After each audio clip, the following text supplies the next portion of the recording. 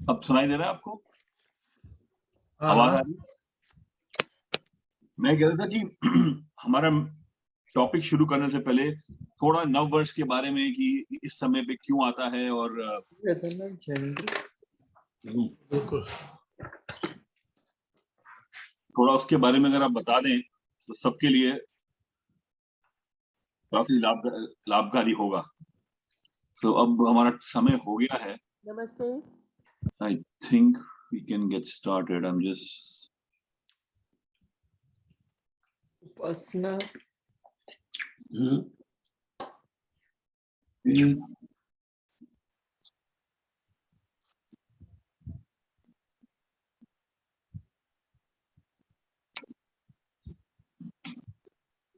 नमस्ते आचार्य जी। नमस्ते जी। और मुल्ला जी नमस्ते। नमस्ते, कैसे हैं आप? आचार्य जी नमस्ते। अभिषेक जी सबको सादर नमस्ते। नमस्ते। नमस्ते, बहुत बहुत सभी को सादर नमस्ते नमस्ते। और नव वर्ष की शुभकामनाएं सबको। आप सभी को नववर्ष की हार्दिक शुभकामनाएं। नव वर्ष की और आर्य समाज स्थापना दिवस की आप सबको बहुत बहुत शुभकामनाएं। जी बिल्कुल बिल्कुल, आर्य समाज स्थापना दिवस की भी।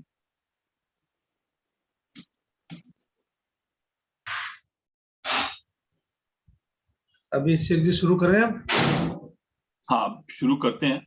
मैं बस 1 मिनट और दे दें लोग अभी ज्वाइन कर रहे हैं तो थोड़ा वो समझाए, पर तब तक एक सेकंड बस। तब तक गायत्री मंत्र का पाठ करवा लेते पुष्पा जी से या संगीता जी से। हाँ, जैसे वो स्टार्ट कर सकते हैं। और थोड़ा आचार्य जी तब तक फिर आप अगर नव वर्ष के उपलक्ष्य में और उसके बारे में कि इस समय क्यों मनाया जाता है और क्या इसका सिग्निफिकेंस है, उसके बारे में आप थोड़ा बता दें, फिर हम मेन टॉपिक पे चलें।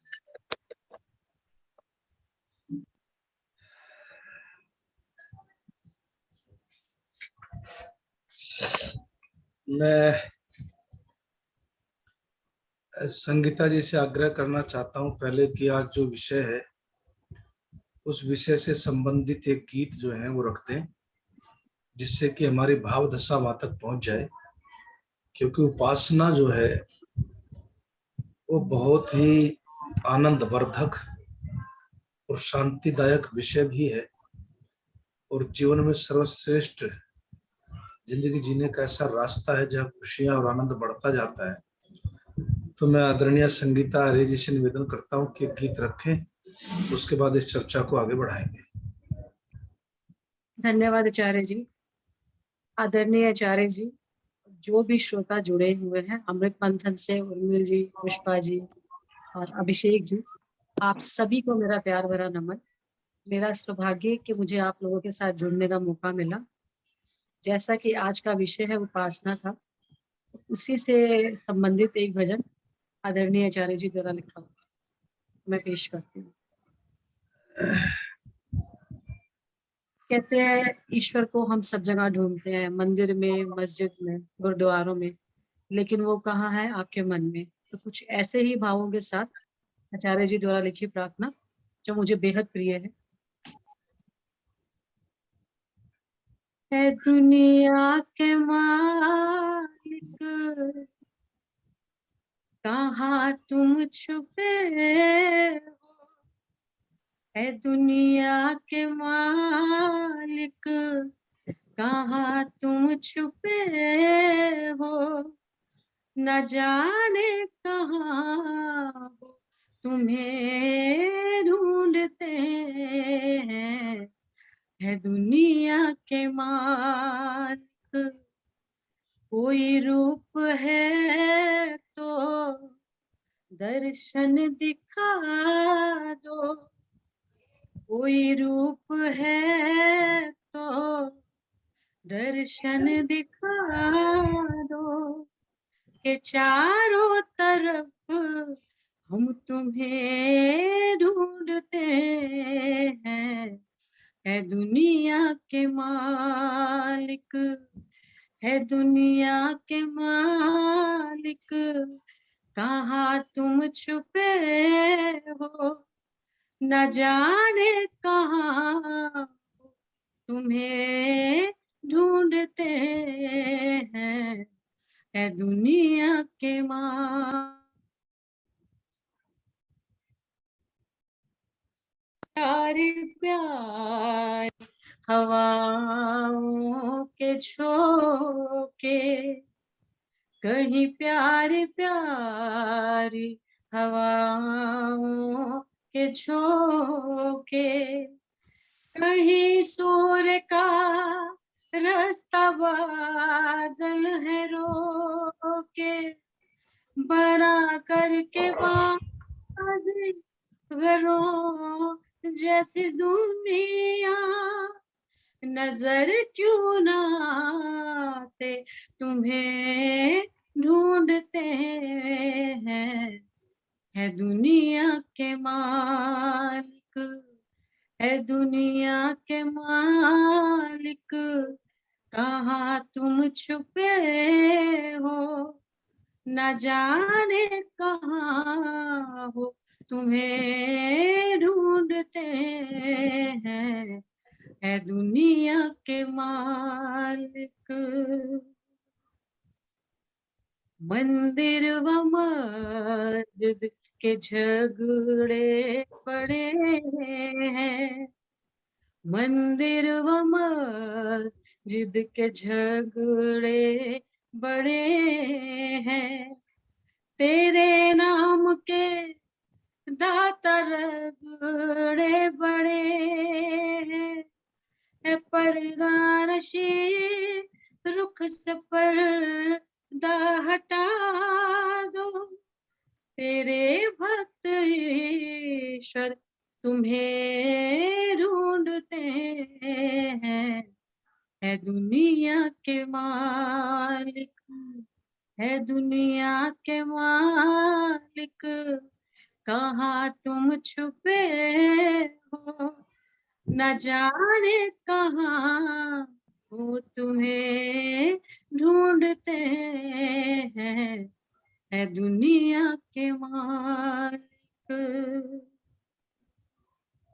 घंटी बजा कर चादर चढ़ा कर, घंटी बजा कर चादर चढ़ा कर, रिझाना है चाहते हैं दीपक जला कर, जयं ध्रुवी है मरमारा, तेरे सब दीवाने तुझे ढूंढते हैं, है दुनिया के मालिक, है दुनिया के मालिक, कहाँ तुम छुपे हो, न जाने कहाँ वो तुम्हें ढूंढते हैं, है दुनिया के मालिक। कोई रूप है तो दर्शन दिखा दो, के चारों तरफ हम तुम्हें ढूंढते हैं, है दुनिया के मालिक, है दुनिया के मालिक, कहाँ तुम छुपे हो, न जाने कहाँ हो, ये गीत तुम्हें ढूंढती है दुनिया के मालिक, है दुनिया के मालिक। अभिषेक जी, आप सभी का बहुत बहुत धन्यवाद। संगीता जी, आपका बहुत बहुत धन्यवाद। बहुत ही मधुर भजन और आनंद आ गया, पिछली बार की तरह और हमेशा की तरह। बहुत ही सुंदर, बहुत ही सुंदर। धन्यवाद अभिषेक जी। धन्यवाद। ओ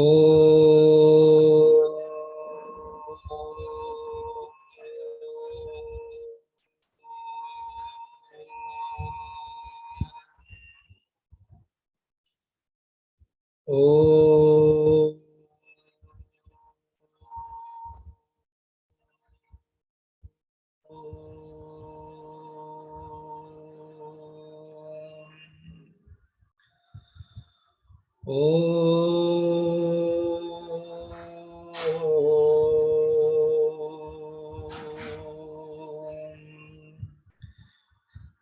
हि नः पिता वसो त्वं माता शतक्रतो बभूविथ अधाते सुम्नमीमहे त्वमेव माता च पिता त्वमेव बन्धुश्च सखा त्वमेव विद्या द्रविणं त्वमेव सर्वं मम देव ॐ शान्तिः शान्तिः शान्तिः।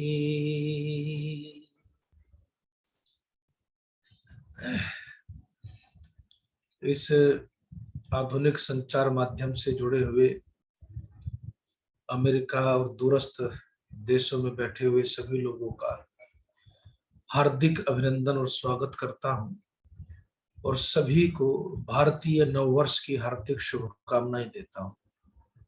यह नववर्ष आपके संकल्पों की पूर्ति करने वाला हो, आपके शिव भावनाओं को मंजिल देने वाला हो और आपके सभी शुभ लक्ष्यों की आपको प्राप्ति हो।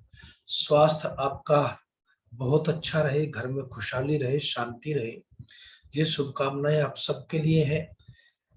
अब ये जो आदरणीय संगीता जी का, उर्मिला आर्य जी का, आदरणीय जितेंद्र जी, अभी जी और अभिषेक जी, सुषमा आर्य जी, सबका हृदय से स्वागत करता हूँ, शुभकामनाएं देता हूँ और ये आशा करता हूँ कि अगला जो समय है मन से आप मुझे देंगे।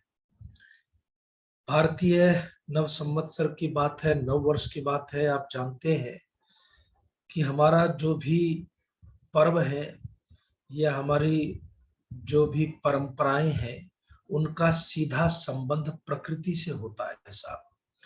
और भारत में इस समय प्रकृति रूपी नटी जो है वो पूरी तरह से सज धज करके तैयार रहती है। इस समय आप जाएंगे, पेड़ों पर नव पल्लव है जिनको देख करके आपके मन में भी एक नया उत्साह, एक नई उमंग पैदा होती है। आप इस समय, मैं आज सुबह ही गया था नीचे आश्रम में, एक गुरुकुल में एक आम का पेड़ है और उस पेड़ पर इस समय छोटी छोटी अमियां दिखाई पड़ रही हैं बोर के बाद। तो मैंने कहा भाई इसमें जल डालिए, नहीं तो ये झड़ जाएंगी। आपको इस समय पक्षियों जो है, कोयल की आवाज भी गूंजती दिखाई पड़ती है। नए नए विविध रंगों के फूल जो है आपको खिलते दिखाई पड़ते हैं। ऐसा लगता है पूरी प्रकृति जो है वो श्रृंगार करके सज धज करके खड़ी है।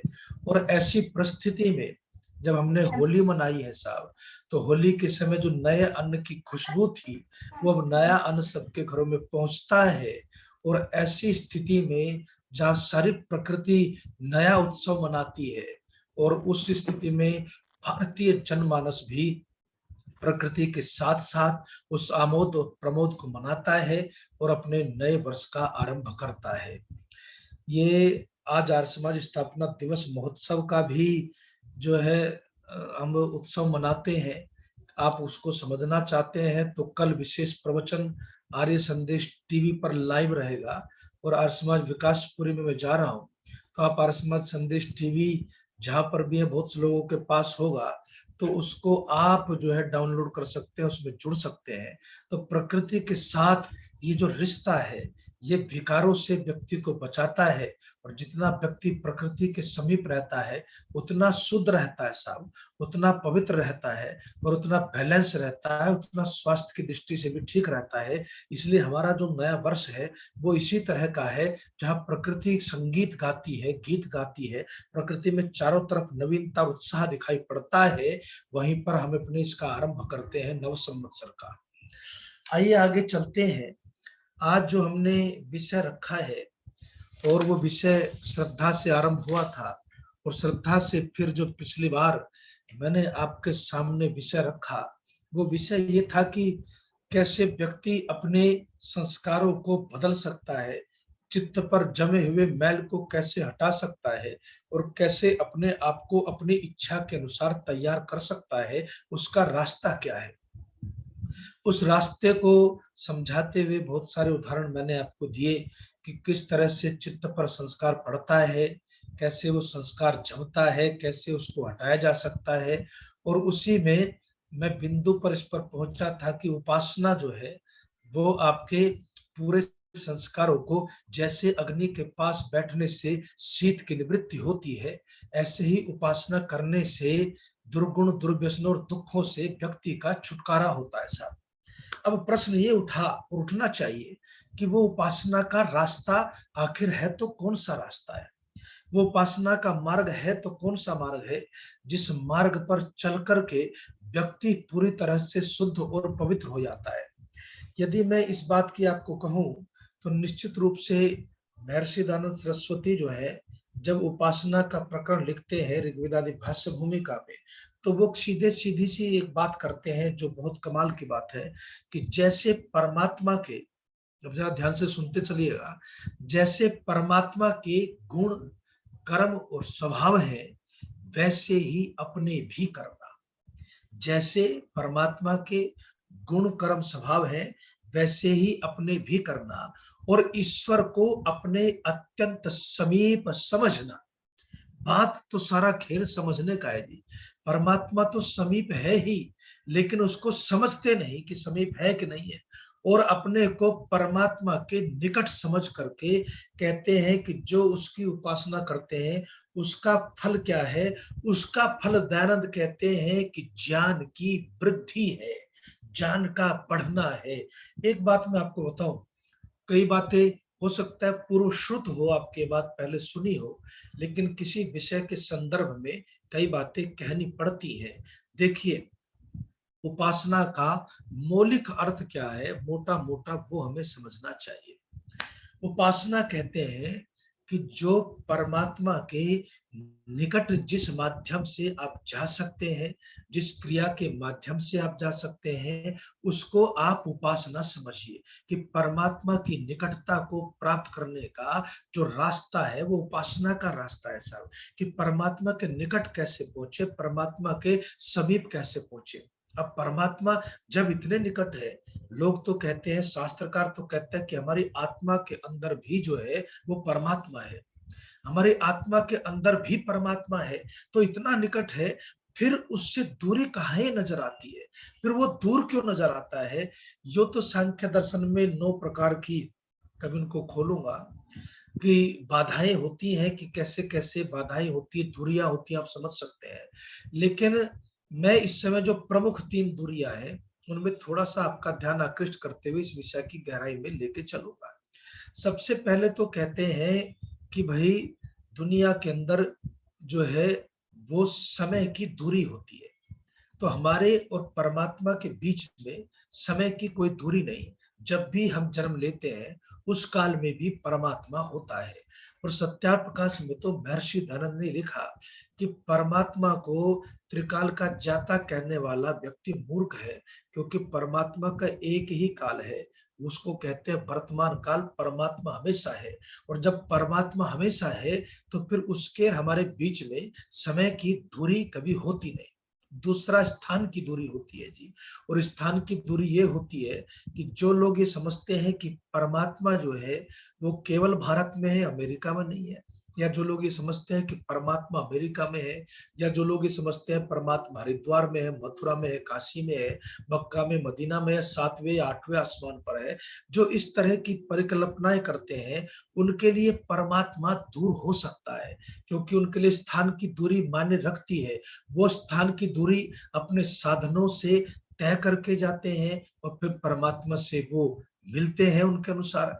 लेकिन हमारे अनुसार ऐसा भी नहीं है, क्योंकि हम तो कहते हैं कि परमात्मा जो है वो घट घटवासी है, अंतर्यामी है, और इसीलिए उस घट घटवासी अंतर्यामी परमपिता परमात्मा से मिलने में जो सबसे बड़ी बाधा है, जिसको तीसरी दूरी कहता हूं मैं, वो अज्ञान की दूरी है साहब। अज्ञान के कारण से हम परमात्मा से जीवन में मिल नहीं पाते, और वो दूरी ही ऐसी दूरी है जिसके लिए ऋषिदान ने कहा कि उपासना से ज्ञान की उन्नति होती है। मैं आज व्यास भाष्य पढ़ रहा था, मैं आपको ये बताऊंगा कि ये ऐसा विषय आपने ले लिया और मैंने भी ले लिया कि ये तो सारे जीवन सुना जा सकता है साहब, इतना व्यापक विषय है, और कोई चीज इसमें छोड़ी नहीं ऋषिदानंद ने, सब कुछ उसमें संग्रहित कर दिया, पूरा योग दर्शन को उपासना प्रकरण में उपस्थित कर दिया मोटे रूप से, और बहुत सारी बातों को वहां पर उपस्थित किया है। चलिए, लेकिन जितना हो सकता है इस एक सत्र में उतने में आपसे बात करूंगा। ये जो अज्ञान की दूरी है, ये दूरी परमात्मा से हमें मिलने नहीं देती। परमात्मा अति निकट है, लेकिन फिर भी दूर नजर आता है, क्योंकि अज्ञान के कारण ऐसा होता है। एक बहुत पुराना उदाहरण है प्रचलित, कहते हैं कि एक व्यक्ति जो है वो ऑफिस जाता था, नया नया स्कूटर लिया था, चाबी जो है अपने पास उसने रखी हुई थी, और चाबी लेकर के नए बच्चों को भी हाथ नहीं लगाने देता था, चाबी को पत्नी को भी हाथ नहीं लगाने देता था, चाबी संभाल के रखता था। लेकिन चाबी जो है पता नहीं कहाँ रखी गई, और थोड़ा लेट हो गया था, जाने की जल्दी थी। तब जाने की जल्दी होती है तो फिर आदमी और हड़बड़ा जाता है, चाबी ढूंढे, चाबी मिले नहीं, चाबी मिली नहीं, तो फिर जो है व्यक्ति कुछ भी अपने से गलती हो जाए तो सबसे पहले साहब अपनी पत्नी पर बरसने लगता है, पत्नी से हटके बच्चों पर बरसने लगता है। मैंने अभी 3 प्रवचन, कल वो श्रृंखला खत्म हुई है, और उसमें मैंने बताया कि धरती का जो स्वर्ग है वो गृहस्थाश्रम है साहब। आकाशीय स्वर्ग की सब चिंता करते हैं, लेकिन धरती के स्वर्ग को समझते नहीं। और अथर्ववेद का 34वां जो सूक्त है वो स्वर्ग सूक्त है साहब, उस पर मैंने 3 प्रवचन दिए। क्या लोगों ने बड़ा आनंद भी लिया, बड़े बड़े अच्छे कमेंट्स भी लोगों के आए हुए हैं। मैंने भी उसमें बड़ी मेहनत की कि गृहस्थ का कितना सुंदर रूप है। लेकिन एक मनोविज्ञान की बात बता रहा हूँ कि भाई पत्नी पर बरसे, पत्नी ने कहा न तो स्कूटर को छूने देते, न मैं कौन सा स्कूटर चलाती हूँ जो आप मेरे ऊपर बरस रहे हो, मेरे पास कोई चाबी नहीं, फिर तुम्हारे बच्चे हैं ये नालायक, इन्होंने रख दी होगी, कि बच्चे भी नहीं छेड़ते हैं। फिर बोटा कि चलिए आज बॉस को कुछ बहाना बना देता हूँ, और बहाना बनाने के लिए फोन कर दिया कि साहब तबीयत खराब है, आ नहीं पाऊंगा। रिलैक्स हो गया, रिलैक्स होकर के जब सोफे पर बैठा, सिगरेट पीने की आदत थी, और सिगरेट पीने की आदत में जब जेब में हाथ डाला तो सिगरेट के साथ साथ चाबी भी जेब से निकल करके आ गई। ये जो दूरी है सब, ये अज्ञान की दूरी है, और इस अज्ञान की दूरी को दूर करने के लिए उपासना की जाती है। आपने कस्तूरी हिरण का उदाहरण जो कबीर ने दिया भी है अपने दोहे में, वो कितनी बार सुना होगा कि कस्तूरी नाभि में है, लेकिन हिरण बेचारा जो है अज्ञान में फंसा हुआ है। हिरण जो है वो अज्ञान में फंसा हुआ है, और अज्ञान के कारण से जब उसको पसीना आता है तो और तेज दौड़ता है, और तेज भागता है, और स्मेल और बढ़ती जाती है। वो सोचता है मैं अब उस सुगंध के नजदीक हूं जो आ रही है, लेकिन वो ये जानता नहीं कि कस्तूरी उसकी नाभि में है। इस दूरी को अज्ञान की दूरी कहते हैं, और इसी दूरी के कारण परमात्मा से हम दूर होते हैं, और इसी दूरी को मिटाने के लिए ध्यान लिखते हैं। और वेद के ऋषि कहता है इसी दूरी को मिटाने के लिए उपासना की जरूरत है साहब। और इसलिए वो कहते हैं कि अज्ञानम क्षीणम भवति, अज्ञान जो है वो क्षीण हो जाता है। अब उपासना में 3 बातें याद रखिएगा साहब, और मैं मोटा मोटा सा समझा रहा हूं, बस ये समझ लीजिए आप। पहली बात तो यह है कि उपासक और उपास्य और उपासना की विधि, 3 बातें जो है ये बहुत समझनी आवश्यक है। उपास्य और जिसकी उपासना की जाए, और उपासक जो उपासना करने वाला है, और तीसरा जो है जो उपासना की विधि है, ये तीनों को जानना बेहद आवश्यक है। सबसे पहले तो जिसकी जो उपास्य है, जिसकी उपासना करते हैं, उसके विषय में महर्षि दयानंद सरस्वती ने लिखा है कि परमात्मा जिसके सच्चिदानंद आदि अनेक नाम है, वह निराकार है, अजन्मा है, अनंत है, और शुद्धम जानम अनंतम ब्रह्म, ब्रह्म जो है वो अत्यंत शुद्ध है और पवित्र है, अनंत भी है, ज्ञान स्वरूप है और प्रकाश स्वरूप है। ऐसा जो परम पिता परमात्मा है, ऋषि कहते हैं उसी की उपासना करनी चाहिए, अन्य की नहीं। तो सबसे पहले तो जीवन में जो उपास्य है, जिसकी हम उपासना करते हैं, उसके विषय में थोड़ा सा गहरा चिंतन होना चाहिए, थोड़ा सा ज्ञान होना चाहिए। अगर वो कंफ्यूजन में रहा, अगर वहां पर कोई संशय रहा, अगर वहां पर स्पष्टता नहीं है, तो फिर उपासना में सब तरफ धुंधलापन होगा, सब तरफ जो है असफलता हाथ लगेगी, क्योंकि रास्ता सही चुना नहीं। जो देवाधिदेव महादेव परम पिता परमात्मा है, और उसके लिए ऋषि कहते हैं कि उसके लिए आपको परमात्मा के स्वरूप को जान करके उसकी उसी रूप में उपासना करनी है साहब। और तीसरा कहते हैं उपासना की विधि। अब जब विधि की बात आती है तो बहुत विस्तार इस विषय का है, बहुत विस्तार इस विषय का है, और बहुत कुछ इसमें लिखा गया है। लेकिन मैं आपको सिर्फ व्यास भाष्य की कुछ पंक्तियां जो है वो आपको सुनाता हूं, जो मेरे इस व्याख्यान का, इस चर्चा का आज आधार बनेगी। वो कहते हैं इदानीम उपासना कथम रीत्या कर्तव्येति विलिख्यते, कि इस समय उपासना किस रीति से करनी चाहिए, इसको लिखा जा रहा है। कहते तत्र शुद्ध मानस समाहितो भूत्वा, कि शुद्ध मन से समाहित हो करके, कहते सर्वाणि इंद्रियाणि मनश्च एकाग्रीकृत्य, सभी इंद्रियों को और मन को एकाग्र करके सच्चिदानंद स्वरूप अंतर्यामिनम, जो सच्चिदानंद स्वरूप परमपिता परमात्मा है, न्यायकारिणम परमात्मानम, और जो न्यायकारी परमात्मा है, कहते हैं स्तुति प्रार्थना अनुष्ठानेन। अब बात को समझिएगा बस, कि उसकी स्तुति प्रार्थना के अनुष्ठान से उपासना में उतरते हुए, उस स्तुति प्रार्थना के अनुष्ठान से सम्यक कृत्योपासनया ईश्वरे पुनः पुनः स्वात्मानम संलग्येत, कि बार बार अपने आत्मा को और मन को जो है वो परमात्मा में लगाता रहे। इसको महर्षि व्यास उपासना कहते हैं। आपकी जो वृत्तियां हैं, इसलिए योगश्चित्त वृत्ति निरोध है, आपने सुना है।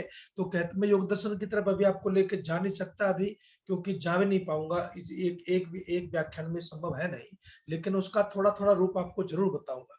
तो जो ऋषि ने लिखा, जो महर्षि व्यास ने लिखा, महर्षि दयानंद ने लिखा, और जो उनके अन्य भाष्यकारों ने लिखा, वहां पर आप जो स्तुति करते हैं वो भी उपासना का ही अंग है। देखिए एक बात मैं आपको विनम्रता से कहना चाहता हूं, कि जो भी रास्ता आपको परमात्मा के निकट लेकर के जाए, मेरी अपनी बुद्धि जैसी भी है, उस हिसाब से मैं समझता हूं कि वो सब उपासना के अंतर्गत है। और मैंने जब पढ़ा भी इसको, तो वस्तुतः वो सब वैसा ही निकला, वस्तुतः वो सब वैसा ही निकला।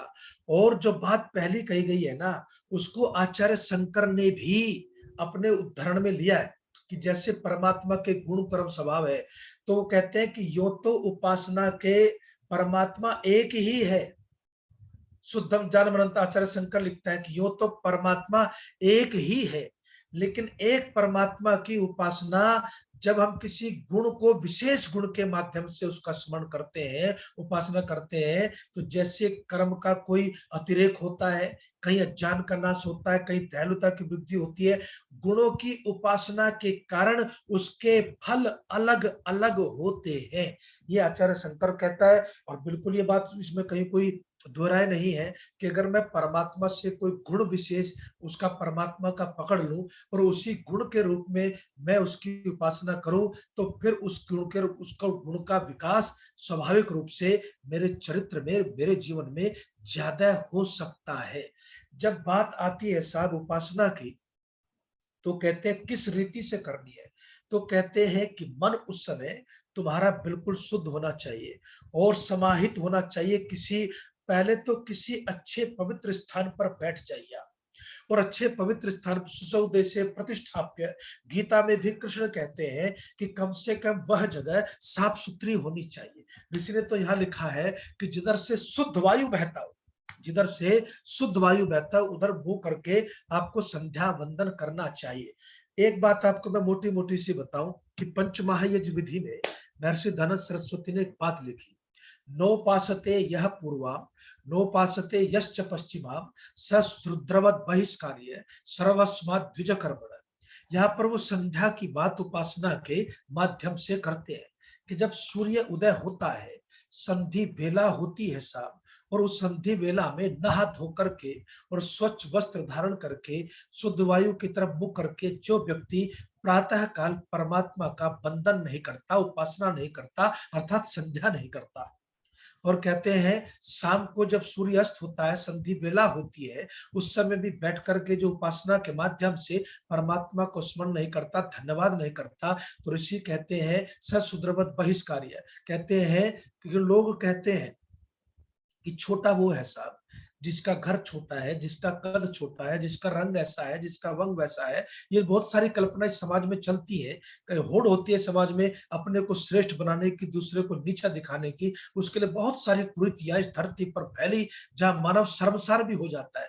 लेकिन ऋषि ने कहा कि छोटा वो है जो व्यक्ति सब कुछ देने वाले परम पिता परमात्मा का धन्यवाद नहीं करता, और इसी को ऋषि ने कृतज्ञता कहा है। कृतज्ञता कहते हैं उसको ऐसा जो किसी के किए हुए उपकार को नहीं मानता। ऋषि कहते हैं कृतज्ञता दुनिया का, धरती का सबसे बड़ा पाप है। और फिर वो लिखते हैं कृतज्ञ कौन होता है? सबसे बड़ा कृतज्ञ, महर्षि दयानंद कहते हैं, वो होता है जो व्यक्ति जो परमात्मा भोग के सारे पदार्थ देता है, उस परमात्मा का धन्यवाद नहीं करता, वह व्यक्ति सबसे बड़ा कृतज्ञ होता है। और इसलिए वो कहते हैं कि परमात्मा की उपासना आपको करनी ही चाहिए। परमात्मा की उपासना के लिए कहते हैं शुद्ध मन से समाहित होकर के, सभी इंद्रियों को नियंत्रित करके, जब तुम न्यायकारी सर्वशक्तिमान सच्चिदानंद परमात्मा की स्तुति करते हो साहब, जब तुम उसकी स्तुति करते हो तो फिर कहते हैं उसकी स्तुति से तुम धीरे धीरे परमात्मा के निकट जाते हो, उसकी स्तुति से तुम धीरे धीरे परमात्मा के समीप उसके जैसे होते जाते हो, और कमाल हो जाता है साहब। ये जो स्थिति ने कहते हैं जो अंतः सिंधु, जो तुम्हारे अंतःकरण में बैठा हुआ परमात्मा है। यहाँ पर प्रमाण देते हैं महर्षि दयानंद है, यो अंतः सिंधु तमुष्टु ही, कहते हैं उसकी स्तुति कर। तमुष्टि हुई यो अंतः सिंधु सुनु सत्यस्य युवानम अद्रोघ वाचम सुसेव, कहते हैं कि उसकी स्तुति कर जो तुम्हारे अंतः सिंधु में, अंतःकरण में बैठा हुआ परमात्मा है, और जिसने तुम्हें जो है अमर वाणी वेद की दी है। ऐसे परमात्मा की स्तुति करनी चाहिए। स्तुति का जब प्रश्न होता है तो बहुत बढ़िया विद्वानों ने इस पर चिंतन दिया। वो कहते हैं कि भाई देखिए, दोषेषु गुणारोपणम असूया, कि कई लोग दोषों में गुण भी आरोपित कर देते हैं। ढूंढता तो बड़ी मुश्किल से है साहब आदमी किसी के गुण, लेकिन अपने स्वार्थ की वजह से दोषों में गुणों को आरोपित करना निंदा है। अर्थात इसको आप ऐसे समझ सकते हैं कि जैसे बहुत सारे लोगों ने साधारण व्यक्ति को भगवान बना करके प्रस्तुत कर दिया साहब, और उनके अपने रटे रटाए डायलॉग होते हैं, उनके वो भक्त जो है बने बनाए होते हैं, वो पैर छूते हैं, वो उनकी महिमा मंडन करते हैं और कहते हैं कि सारी शक्तियां जो है वो भगवान की जो है मेरे इसी गुरु में आ गई है। वो जो ऐसी स्थिति है जहां एक साधारण व्यक्ति में साधारण इंसानियत के गुण भी नहीं है, बल्कि अनेक दोषों से भरा हुआ है। मैं ये बात इस संचार माध्यम से कहना नहीं चाहता, कितने उदाहरण मैं ऐसे दे सकता हूं कि जहां दोषी व्यक्तियों को सिरमौर बना करके बैठा और फिर वो कोई जेल काट रहा है, कोई कुछ कर रहा है, कोई कुछ कर रहा है, तो कहते हैं ये भी एक निंदा है, इससे बचना है। आपने दोषी को आपने गुणी बना दिया साहब, दोषी को गुणी बना दिया तो फिर कहते हैं ये स्तुति ना हुई। और ये स्थिति क्या होती है, मैं आपको ये भी बता दूं कि बहुत सारे लोग अपने स्वार्थ के लिए, हमारे संस्कृत में काव्य लिखा गया, दिल्ली स्वरोवा जगदीश्वरोवा, कि इस धरती पर या तो दिल्ली का राजा है या ऊपर जो है भगवान है, बाकी आपके मुकाबले पर कोई नहीं है। एक बहुत ही मनोरंजन होता है मुझे अच्छा लगता है कि कैसे कैसे होती है कहानी। आप समझ लीजिए कि भाई बीरबल का आपने उदाहरण सुना है कि बादशाह अकबर जो है वो सब्जी खा रहा था, और सब्जी खाते हुए बैंगन की सब्जी खाई। तो इसको लंबा नहीं करूंगा, 1 मिनट में इसको समेट देता हूँ सिर्फ आपकी यादगार के लिए। तो सब्जी बहुत स्वादिष्ट लगी, तो बीरबल ने कहा क्या जी देखिए सिर पर मुकुट है, रंग कितना बढ़िया है, अंदर मक्खन जैसा है। तो बादशाह ने जरा और 1-2 कटोरा ज्यादा खा लिया, पेट खराब हो गया क्योंकि बैंगन दस्तावर होता है, गर्म होता है। और उसके बाद अगले दिन जो है फिर उसने कहा अरे बीरबल तू तो बड़ी प्रशंसा करता था बैंगन की, ये बैंगन तो बड़ा बेकार निकला। तो बीरबल ने कहा अरे इसलिए तो भाई बादशाह सलामत, इसके सर में भगवान ने खूंटा ठोका हुआ है। इसका रंग भी काला कलूटा है। बोला कल तो बीज बीज भरे हुए, कल तो तू ऐसा कहता था। बोला मुझे बैंगन से क्या लेना देना, मुझे तो आपसे लेना देना है। ये जो परिस्थितियां हैं, ये ऐसी स्तुति को स्तुति शास्त्रकार नहीं कहता। कहता है दोषों में गुण मत ढूंढिए और गुणों में दोष मत ढूंढिए। क्या कमाल की बात है साहब, इसको समझिएगा। कहते हैं कि गुणों में दोष मत ढूंढिए। ये जो परिस्थिति है, ये अक्सर आदमी की फितरत है साहब। आदमी की फितरत है कि वो क्या करता है कि वह व्यक्ति गुणों में दोष ढूंढता है, पर दोष दर्शन की प्रवृत्ति व्यक्ति के अंदर है। और मैं हमेशा इस बात को बहुत समझाता हूं कि इस दुनिया के अंदर दो कार्य व्यक्ति को कभी नहीं करने चाहिए। एक तो व्यक्ति को अपनी बड़ाई अपने मुख से नहीं करनी चाहिए, और दूसरे को और कभी दूसरे की निंदा नहीं करनी चाहिए। निंदा में बड़ा अंतर है साहब। ये कहते हैं कि व्यक्ति जो है जिसकी निंदा करता है ना, उसके पापों की गठरी भी अपने सर पर रख लेता है। अरे अपनी तो उठाई नहीं उठती, दूसरे की आपने और रख ली, तो फिर कैसे चलेगा जीवन के अंदर। तो इसलिए, और दूसरी होती है आत्म प्रशंसा। जीवन के अंदर व्यक्ति जो है अपनी बड़ाई अपने मुंह से बहुत करना चाहता है, अपनी डिंग अपने मुंह से बहुत मारना चाहता है, और दूसरे की निंदा करता है।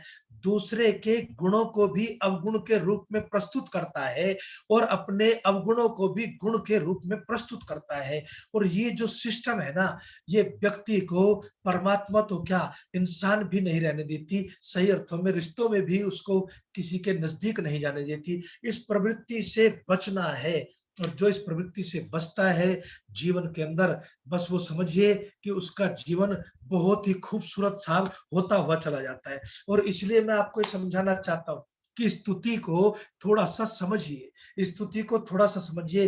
कहते हैं कि दोषेषु दोषारोपणम और गुणेषु गुणारोपणम च स्तुति, कि दोषों में दोष दिखाना और गुण में गुण दिखाना ही स्तुति है। इसको स्तुति कहते हैं। और ऋषि ने कमाल की बात लिखी है साहब।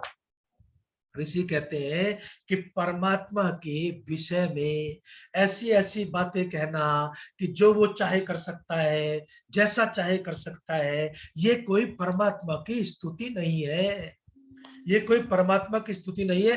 बिल्कुल साफ साफ ऋषिदान ने इसके ऊपर चेतावनी दी है कि ये कोई परमात्मा की स्तुति नहीं है। ऋषि कहते हैं कि परमात्मा की स्तुति तो ये होती है कि जैसा परमात्मा के गुण कर्म स्वभाव है, वैसा ही जानना और वैसा ही बताना, ये परमात्मा की स्तुति है। अब वो कहते हैं कि स्तुति जो है उसी को समझ लीजिए। आज तो मैं समझता हूं कि उपासना का कम से कम पहला अंग तो जो है वो आपके हमारे जीवन में उतरेगा। स्टार्टिंग तो हो सकती है। तो सबसे पहले जीवन में, वैसे भी मैं आपको एक बात बताऊं, आप मुझे दिल पर हाथ रख करके बताना, जो भी लोग जुड़े हुए हैं, यदि व्यक्ति, ऋषि ने लिखा है शब्द, मैं नहीं कह रहा, कि स्तुति करने से परमात्मा में प्रीति बढ़ती बढ़ती बढ़ती जाती है साहब। परमात्मा में प्रीति क्यों बढ़ेगी? अरे परमात्मा की तो छोड़ो, यदि आप मेरे गुण देखेंगे तो मुझसे प्रीति होगी कि नहीं होगी बताइए? मैं आपके गुण देखूंगा तो मुझे आपसे प्रीति होगी कि नहीं होगी? तो जब एक दूसरे के व्यक्ति गुण देखता है तो उससे प्रीति बढ़ती जाती है। और ठीक इसी तरह से जब हम साधारण व्यवहार में भी, जीवन में भी देखते हैं कि एक दूसरे का गुण देखने से व्यक्ति की जो है वो प्रीति बढ़ती जाती है, ऐसे ही प्यार हो जाता है व्यक्ति से जिसके हम गुण देखते हैं। और गुणवान व्यक्ति भी हो, अगर हम ठान ले कि मुझे तो इसके गुण देखने ही नहीं है साहब, उसमें मुझे कोई गुण नजर आता ही नहीं है, तो फिर आपका उससे प्रेम भी कभी होगा नहीं, प्रीति भी कभी बढ़ेगी नहीं। साधारण अवस्था में भी व्यक्ति का स्वभाव है परदोष दर्शन, लेकिन गुणों को देखना चाहिए। गुणों को देखने से हमारे एक दूसरे के प्रति सम्मान, इज्जत और प्रीति भी बढ़ती है। दुनिया में भी ये होता है। तो परमात्मा के ऋषि कहता है कि स्तुति जो उपासना का अंग है, जिसके माध्यम से, ये लिखा है जो मैंने वाक्य बोला ना व्यास भाष्य का, इसी में लिखा है कि स्तुति प्रार्थना से ये जो है उपासना का अंग है। तो कहते हैं कि स्तुति करने से परमात्मा के प्रति प्रीति बढ़ती चली जाती है। तब स्तुति कैसे होती है साहब? स्तुति कैसे होती है उसको समझाता हूं। लेकिन उपासना और स्तुति दोनों विषय में एक बात लिखी है ऋषिदान ने, जो कॉमन है, जो समान है। वो कहते हैं एक तो करनी है निर्गुणोपासना, और दूसरी करनी है सगुणोपासना, और एक करनी है निर्गुण स्तुति और दूसरी करनी है सगुण स्तुति। अब इसमें बहुत सारे लोग ये कहते हैं, विशेषकर हमारे जो और हमारे भाई लोग हैं, वो ये कहते हैं कि सगुण स्तुति तब होती है जब परमात्मा अवतार लेता है, रूप धारण करता है, शरीर धारण करता है, तो फिर उसमें गुण आते हैं, तो उसकी सगुण स्तुति होती है साहब। ये तर्क है, और इस तर्क का भी ऋषि दयानंद ने पूरी तरह से खंडन किया, और खंडन करते हुए वेद का प्रमाण देते हुए कहते हैं कि ये केवल कपोल कल्पना है, क्योंकि परमात्मा को सगुण होने के लिए शरीर धारण करने की जरूरत नहीं, जन्म लेने की जरूरत नहीं, अवतार लेने की जरूरत नहीं, बल्कि निराकार रहते हुए भी वह सगुण है। निराकार रहते हुए भी वह सगुण है कि जैसे दया है, जैसे करुणा है, जैसे वो न्यायकारी है, ऐसे जो गुण है, उन गुणों के कारण जो है परमात्मा जो है वो सगुण है साहब। और इसलिए आपको उसकी स्तुति भी या उपासना भी, जिसको वो सगुणोपासना कहते हैं, जिसको सगुण स्तुति कहते हैं, उस रूप में करनी चाहिए कि परमात्मा के गुणों को जान करके उस गुण के रूप में परमात्मा की स्तुति कीजिए, तो प्रीति भी बढ़ेगी और नजदीकियां भी बढ़ेंगी। प्रीति बढ़ने से ही नजदीकियां बढ़ती है, तो इसलिए नजदीकियां और प्रीति परमात्मा से बढ़ती है जब हम उसके गुणों को जान करके और फिर उसकी स्तुति करते हैं। निर्गुण के रूप में क्या रहते हैं कि ले कहते हैं लोहितम अहर्षम अकायम अप्रणम असनाविरम अशुद्धम पाप विद्धम। कहते हैं कि परमात्मा पाप से रहित है, परमात्मा शरीर से रहित है, परमात्मा व्रण से रहित है, परमात्मा क्लेश आदि से रहित है। ये जो उपासना है इसको ऋषि कहते हैं ये निर्गुण उपासना है। तो परमात्मा की दोनों तरह से आप जो है सगुणोपासना निर्गुणोपासना करें, उसके लिए परमात्मा को शरीर धारण करने की जरूरत नहीं होती। परमात्मा है तो उसमें दोनों परिस्थितियां और स्थितियां है। अब ये स्तुति कैसे की जाती है, उपासना कैसे की जाती है, उसके लिए कहा कि मानसिक ध्यान व जप के द्वारा, मानसिक ध्यान व जप के द्वारा, और दूसरा मौखिक उच्चारण के द्वारा, और तीसरा संगीत के द्वारा। ये स्तुति के तीन मोटे मोटे से प्रमुख माध्यम जो है वो बताए गए हैं। इसमें जो है मानसिक ध्यान, अब ध्यान में चलूंगा तो फिर थोड़ा विस्तार देना पड़ेगा, जो कि उतना समय बचा नहीं, लेकिन मैं इसमें जप पर आपको थोड़ा सा लेकर के चलना चाहता हूँ। योग दर्शन भी कहता है तज्जपस तदर्थ भावनम, कि उसका जप है कि उसके गुणों का है, उसके गुणों का स्मरण करना, ये उसका जप है। स्तुति भी ये है, और जो है उपासना में भी ये कह दिया, और अर्थ का भावना भी ये होता है कि जो परमात्मा का व्यापक स्वरूप बताया गया है उस स्वरूप का चिंतन करना, मंत्र है तो मंत्र के अर्थ का चिंतन करना, ये सब बातें वहां पर उद्धृत की गई है।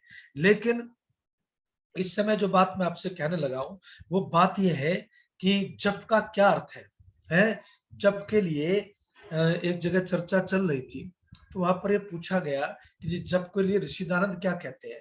तो ऋषि दयानंद ने लिखा है कि जप का अर्थ है निरंतर स्मृति, परमात्मा का अखंड भजन करना। ये अखंड भजन की जो परिस्थिति है, क्या ये काल्पनिक है या ऐसा संभव है? अब आप इसको थोड़ा सा समझ लीजिए, तो ये फिर उपासना में आपकी जो है एक गोता पहला आज लगेगा और आपका प्रवेश द्वार थोड़ा सा खुलेगा कि अखंड भजन क्या है, यह निरंतर स्मृति क्या है। इसको नारद ने अपने भक्ति सूत्र में अव्यावृत भजनात् कहते हैं कि परमात्मा का अखंड भजन करने से तुम परमात्मा के बहुत निकट अपने आप को महसूस करते हो, और परमात्मा की निकटता तुम्हें प्राप्त होती है जब तुम अखंड भजन करते हो। ये जो अखंड भजन की प्रक्रिया है ना साहब, ये क्या है, इसको थोड़ा सा समझिए। ऋषि ने इसका अर्थ ये कर दिया, ये अखंड भजन क्या है, तो उसको मैं थोड़ा सा आपके सामने, आजकल हम भी क्या कहते हैं कि भाई अखंड यज्ञ कर लो। वो यज्ञ वैसे अखंड होता नहीं, यज्ञ वैसे वो अखंड होता नहीं, लेकिन व्यवहार की दृष्टि से कह दिया अखंड पारायण यज्ञ। बहुत सारे लोग अखंड जागरण करते हैं, बहुत सारे लोग अखंड जाप करते हैं, और क्या कहते हैं, अखंड जाप करते हुए भी क्या कहते हैं कि भाई अखंड जागरण है, रात भर जो है भजन गाएंगे, रुकेंगे नहीं, तो उसको हमने अखंड जागरण का नाम दे दिया। यज्ञ करेंगे पूर्णाहुति हम 4 दिन बाद करेंगे तो अखंड यज्ञ का नाम दे दिया। ऐसे बहुत सारी चीजें अखंड है, लेकिन क्या ये अखंड है साहब? क्या आप इनको अखंड मानते हैं? आपकी धारणा इस समय बदल जाएगी। इनको आप अखंडता की श्रेणी में नहीं रख सकते। क्यों नहीं रख सकते? कहते हैं कि जहां विचार और उच्चारण है, बात को समझिएगा, जहां विचार और उच्चारण है वहां कभी अखंडता नहीं आ सकती। जहां पर विचार और उच्चारण है वहां अखंडता नहीं आती साहब। निर्विचार वैसारध्य अध्यात्म प्रसाद, जहां पर विचार जो है वो चला जाता है। ध्यानम निर्विषयम मन, ध्यान की परिस्थिति क्या होती है कि जहां पर कोई विषय उपस्थित रहता नहीं, शुद्ध मानस, व्यक्ति का मनस जो है बिल्कुल शुद्ध होता है। इसको थोड़ा सा व्यापक रूप से समझिए। अक्सर जो व्याख्याकार है दर्शन के वो कहते हैं कि ध्यानम निर्विषयम का मना है कि जहां कोई विषय उपस्थित नहीं रहता। लेकिन ऋषि दानंद ने ये लिखा है कि जहां एक विषय परमात्मा उपस्थित रहता है, बाकी कोई विषय नहीं रहता, अर्थात जहां ध्यान केवल परमात्मा का, उसके गुणों का होता है, उसी को आप जो है अखंड भजन कह सकते हैं। इसलिए ऋषिदान ने ध्यानम निर्विषय का मना सब दार्शनिकों से अलग किया।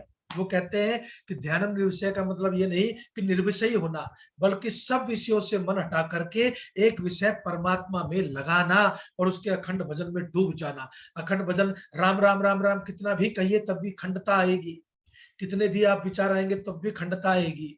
लेकिन अखंड भजन क्या होता है इसको थोड़ा सा समझिएगा।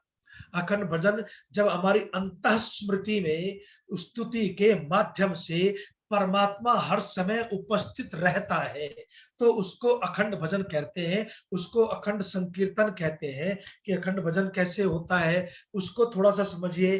कहते हैं कि कबीर ने एक उदाहरण दिया साहब, आप तो बहुत दूर बैठे हैं, वहां तो पता नहीं मुझे कि कुएं की कल्पना करना अच्छा भी है कि नहीं है। वहां कुएं अभी होते भी है, लेकिन कभी तो सब जगह दुनिया में कुएं ही थे।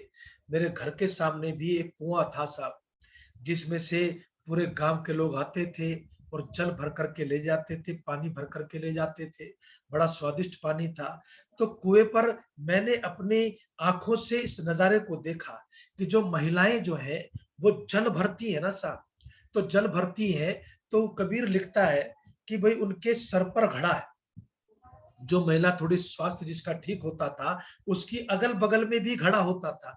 कहते हैं कि उसकी देख इधर बगल में घड़ा, इधर बगल में घड़ा, ऊपर भी घड़ा है।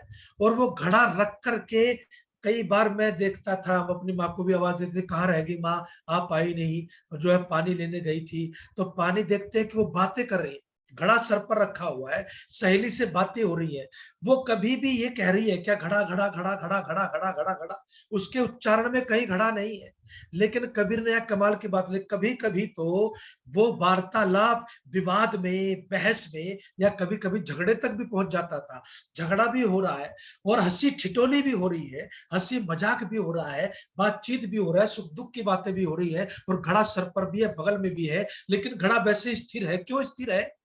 कहते हैं कि वो घड़ा घड़ा कहती है नहीं, लेकिन घड़ा उसकी अंतः स्मृति में हमेशा विद्यमान है। ऐसे ही जब आपके अंतः स्मृति में परमात्मा हमेशा रहता है तो फिर कहते हैं इसको अखंड भजन कहते हैं।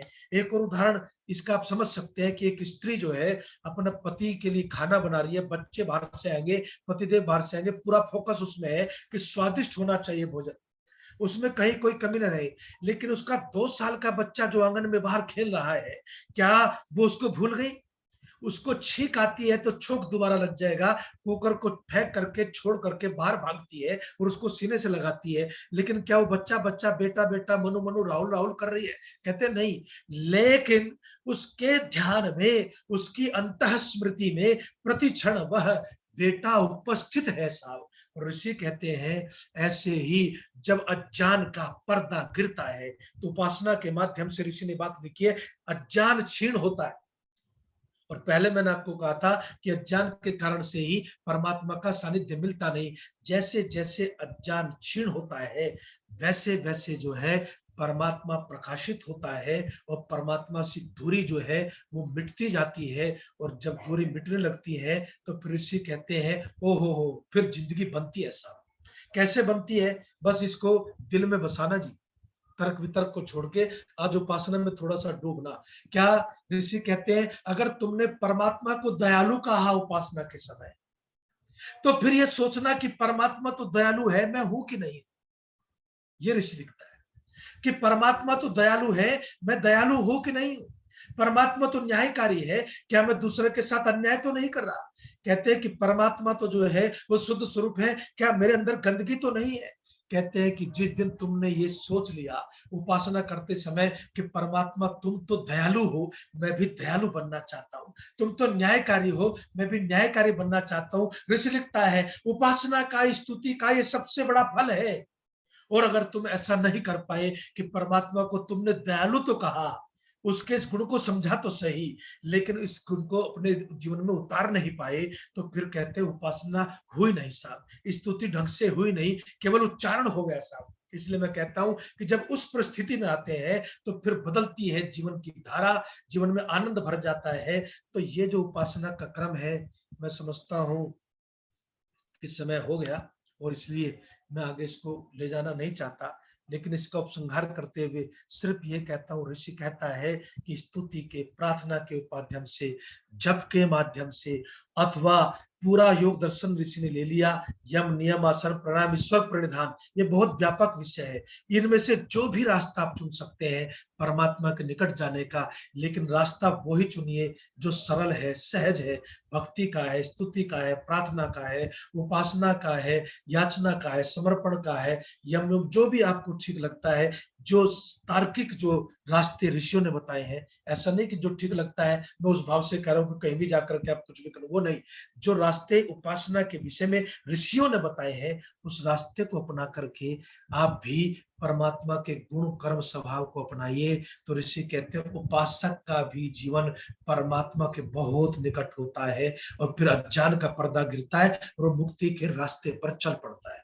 इन्हीं शब्दों के साथ समय की मर्यादा का ध्यान रखते हुए वाणी को यहीं पर विराम देता हूं, और एक बार पुनः आप सबको जो भी इस माध्यम से जुड़े हुए हैं, मैं लगभग बहुत सारे लोग मैं देख रहा हूं आज भी जो है कि इस माध्यम से जुड़े हुए और साथ रहते हैं, तो उन सबको भी धन्यवाद देता हूं। फिर से नव वर्ष की आपको शुभकामनाएं देता हूं। और आपने जो ये विषय चुना, ये विषय तो अभी समझिए कि उतरा है, इसको तो और आप गहराई से समझ सकते हैं, वो आपकी जिज्ञासा पर इच्छा पर निर्भर करता है। लेकिन ऋषि ने जो सरल सरल से सूत्र थे वो मैंने आपके सामने रखे हैं। आप सबका साधुवाद, अभिषेक जी का धन्यवाद, और जो हमारे प्रबुद्ध और प्रमुख श्रोता, जागरूक श्रोता है, उन सबका धन्यवाद। जिन लोगों ने भी इस विषय को सुना उनको फिर से साधुवाद देते हुए वाणी को यहीं पर विराम देता हूँ। ओम शांति शांति शांति।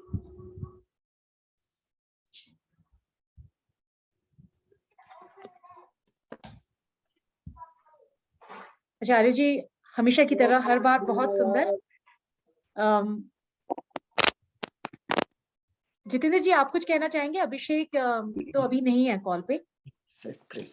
आचार्य जी बहुत बहुत आनंद आया आपके प्रवचन में, बहुत ही सरल शब्दों में, जिसको कहते हैं ना गागर में सागर भर दी आपने, बहुत आनंद आया। स्पेशली उपासना का विषय इतना गहरा है, लेकिन उनको ऐसे संक्षेप शब्दों में प्रस्तुत करना बहुत अच्छा लगा।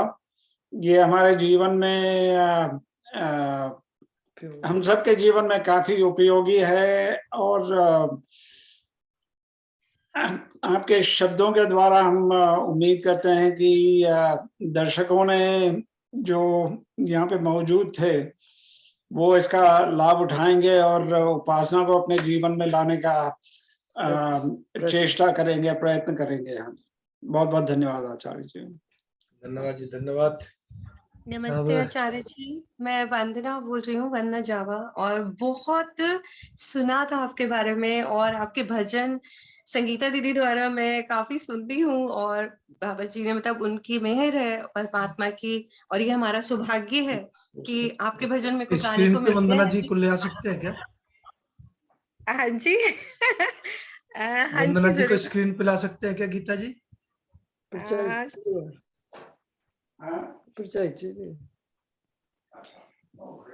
I think it is her.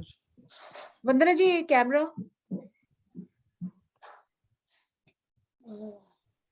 Vandana ji बोलिए। हाँ जी नमस्ते आचार्य जी। हाँ जी, बहुत बहुत मतलब धन्यवाद। मेरे पास शब्द नहीं है कि मैं सच में ऐसा लग रहा था कि चलता जाए, समय की सीमा होती है, लेकिन और गहरा, और बहुत सारे क्वेश्चंस आ रहे थे साथ, और बहुत ही अच्छा और बहुत ही सुलझा हुआ, जैसे हर चीज का आंसर कहते हैं ना कि परमात्मा बोलते हैं कि आपको कहीं ना कहीं से जरिया जरूर मिलेगा, आपके क्वेश्चंस का आंसर जरूर मिलेगा, और आपके जरिए काफी कुछ क्लियर हुआ। और बहुत अच्छा लगा मेरे को आपसे, मतलब दीदी हमेशा बताती थी, संगीता दीदी, और बहुत बड़ा सौभाग्य है हम सबका कि आप में सच्ची इतने इतने प्यारे भजन हम लोगों को गाने का मौका मिलता है, और उनकी जो वर्डिंग जो होती है सच में दिल से निकली हुई होती है। वो लगता है पता नहीं हम लोग उस पे उस चीज को आगे एक्सप्रेस कर पाते हैं कि नहीं, ये मुझे नहीं पता, लेकिन ये पता है कि बस दिल से निकली हुई होती है और दिलों तक जाती है। तो वो धन्यवाद, बहुत बहुत धन्यवाद, बहुत आपने सुना शुक्रिया। इतने ध्यान से, आपका हाँ जी। धन्यवाद। Thank you Vandana, thank you. Thank you दीदी, थैंक यू सो मच इतने अच्छे प्रोग्राम में जोड़ने के लिए। थैंक यू सो मच, और बहुत अच्छा भजन गाया था भाई। Thank you ji, thank you. आप सबकी इजाजत हो तो अब शांति पाठ किया जाए सर। एक क्वेश्चन है मेरा। जी जी जी। आपने बोला कि निंदा मत करो किसी की, हमेशा मतलब जी। गुण देखो हर एक के, राइट? अब जो बंदा गलत काम करेगा, पुतिन अब अटैक कर रहा है तो उसकी निंदा ही करेंगे कि उसकी अच्छाई थोड़ा करेंगे हम। सर निंदा मैंने क्या कहा? मैंने निंदा की परिभाषा बड़े स्पष्ट रूप से समझाई कि दोषों में गुणों का आरोपण करना निंदा है, और गुणों में दोषों का आरोपण करना निंदा है। बिल्कुल स्पष्ट है उसमें कि आप गुणों में अगर दोष बताएंगे तो निंदा है, सत्यासत्य की कथन की बात है तो वो निंदा से अलग बात है।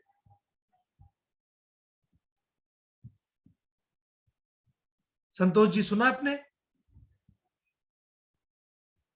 हेलो संतोष सप्रा जी का सवाल था ना ये? नहीं, वो संतोष जी के बेटे हैं भूपिंदर, वो पूछ रहे थे, पर उनका ये भी प्रश्न है कि आप पुतिन का कैसे, आप पुतिन में कैसे आप अच्छाई देखें? पुतिन ने तो इतना तहस नहस मचा दिया है जी। पुतिन की बात कर रहे थे वो, कि पुतिन है जो, पुतिन ने इतना जो तहस नहस मचा दिया है, तो पुतिन में आप कैसे अच्छाई देखेंगे? नहीं वो मैं उसको सिर्फ ये कह रहा था कि 200 में मैंने आपको ये बचा दिया, मैंने पहले ही क्लियर कर दिया कि निंदा का मतलब क्या है, कि किसी के गुण में दोषों का आरोपण करना निंदा है, और किसी के दोष में गुण ढूंढना भी निंदा है। दोष को दोष कहिए, स्तुति है, और गुण को गुण कहिए तो स्तुति निंदा नहीं है। लेकिन किसी के गुण को दोष कहेंगे तभी निंदा है, अन्यथा निंदा नहीं है। तो वो कैसे पता चलेगा कि ये दोष है या गुण है? ये सर उसके लिए तो आपको जानना ही पड़ेगा। आपकी समझदारी होती है, आपका स्वाध्याय होता है, आपका विवेक होता है, आपकी बुद्धि होती है। वो तो आप जानते हैं ना कि भाई गुण दोष का जो है कैसे आपने, जैसे परमात्मा के गुण दोष को जानना, उसके लिए ऋषि ने कहा कि शास्त्रों के आधार पर निर्णय करना। वो तो है बहुत सारी चीजें तर्क की कसौटी पे, शास्त्रों की कसौटी से, प्रमाणों की कसौटी पे देखना, तब सत्यासत्य का विवेक हो जाता है। और अब कई लोग तो कह रहे हैं कि ये बात जो बोल रहे हैं वो मेरी तरफ से सही है, कुछ बोलते हैं कि मेरी तरफ से बात सही है। परसेप्शन है, राइट? आपके हिसाब, मेरे हिसाब से पाकिस्तान गलत कर रहा है, पाकिस्तान के हिसाब से वो सही कर रहा है हमारे लिए। अब मैं कहूँ पाकिस्तान खराब है, वो आप दूसरी तरफ ले गए। वो सापेक्ष होता है कि जैसे भगत सिंह हमारे लिए क्रांतिकारी था, लेकिन अंग्रेजों के लिए जो है वो उस समय दूसरी चीज था। वो एक सापेक्ष स्थिति आ गई, वो दूसरे व्यवहार की बात है। लेकिन यह आध्यात्मिक दृष्टि से जो उपासना है कि सामान्य रूप से मुझे क्या करना है, ये समझाने के लिए कि आपको गुणों में दोष नहीं ढूंढना और दोष में गुणों को आरोपित नहीं करना। ये तो बिल्कुल सरल और सहज बात है, इसमें कहीं कोई कंफ्यूजन में समझता हूं है नहीं। और फिर परमात्मा में तो दोष है ही नहीं। स्तुति में आगे चल करके क्या आया कि परमात्मा के गुणों की स्तुति करना और फिर उन गुणों को अपने जीवन में अपनाना। हाँ, ठीक है, काफी बड़ा टॉपिक है, चलिए ठीक है, थैंक यू। आचार्य जी नमस्ते। बहुत ही नमस्ते भाग्यशाली हैं हम, आपका सुनने को मिलता है, मुझे बहुत ही अच्छा लगता है। मैं मॉडल टाउन से हूँ, मॉडल टाउन समाज की प्रधाना हूँ, तो बहुत अच्छा लगता है, बहुत ज्यादा। जहाँ भी देखती हूँ आपका मैसेज तो जरूर जुड़ती हूँ। धन्यवाद जी। किसी और का प्रश्न हो तो बताएं, अन्यथा फिर शांति पाठ करें। बहुत सुंदर आचार्य जी, बहुत सुंदर, बहुत धन्यवाद सरल जी, शब्दों में धन्यवाद। आपने समझा दिया सर। धन्यवाद जी।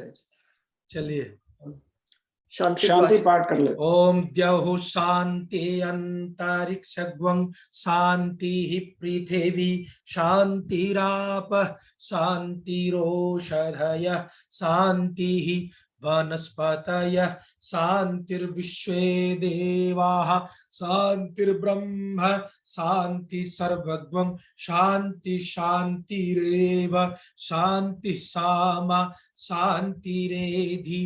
ओम शांति शांति शांति। सबका धन्यवाद। सभी को एक बार फिर से बहुत बहुत हार्दिक शुभकामनाएं।